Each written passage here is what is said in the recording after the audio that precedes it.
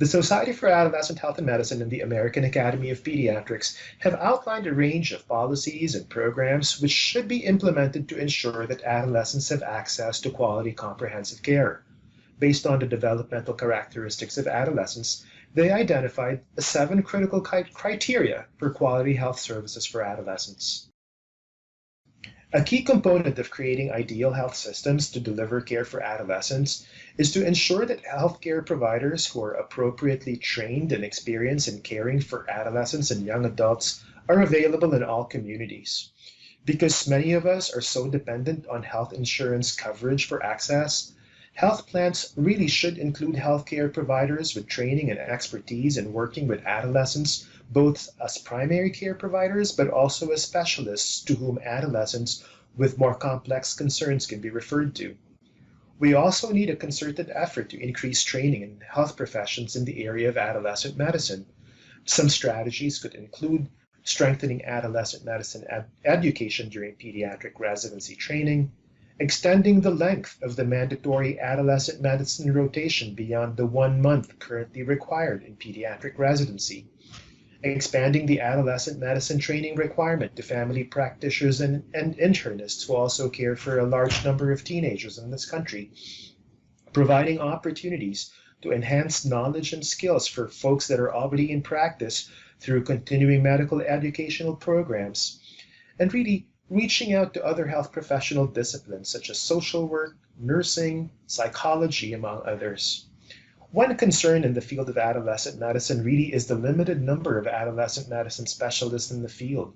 As I had mentioned earlier, there are only 650 specialists in this country of 42 million teenagers. We need to have more specialists in the field. Unfortunately, there aren't a whole lot of providers that are choosing to pursue fellowship training in adolescent medicine. We need a multifaceted strategy to take a look at how we attract individuals to pursue subspecialty training in this field. In the area of affordability, the Society for Adolescent Health and Medicine has endorsed a number of recommendations to promote access to affordable care for adolescents. First, all adolescents and young adults through age 24 should have access to affordable health insurance coverage. Health services should also be affordable, and cost-sharing requirements should not hinder the utilization of health services. This implies co-insurance, premiums, deductibles, and co-payments. Co-payments, if required at all, should not be imposed for preventive services, family planning services, or other services that adolescents might seek confidentially.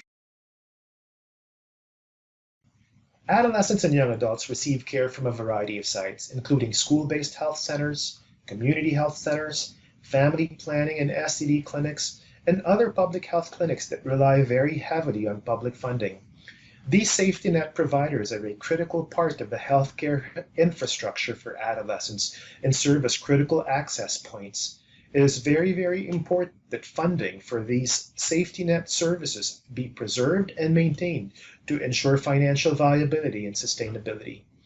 Public and private health insurance coverage and public health programs should also provide timely access to comprehensive and coordinated benefits that meet the physical, psychological, and developmental needs of adolescents, including prevention, primary and specialty care services. In the area of confidentiality, we need to maintain and fully implement existing laws that allow adolescents who are minors to consent for their own health care for sensitive services, because we know that adolescents are likely to defer care or not seek care if confidentiality was not assured. Every now and then we hear about ballot initiatives and legislative initiatives that attempt to restrict minors' access to confidential health care services.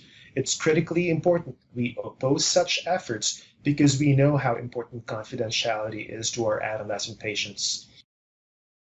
In the area of confidentiality, providers should understand relevant laws and inform adolescent patients about the scope and limitations of confidentiality protections. Within our health systems, we need to implement administrative policies and procedures to maintain adolescent confidentiality. Within our health system, for example, we continue to take a look at ways such as obtaining adolescents' preferred contact information should we need to reach them confidentially for test results, We continue to take a look at where within the medical record we put sensitive information to prevent their inadvertent release. We talked earlier about the challenges that electronic health records face and pose with regards to adolescent confidentiality. This is an area that we need to continue to work on, especially as patient portals become prevalent and parents and adolescents can access sensitive information through these.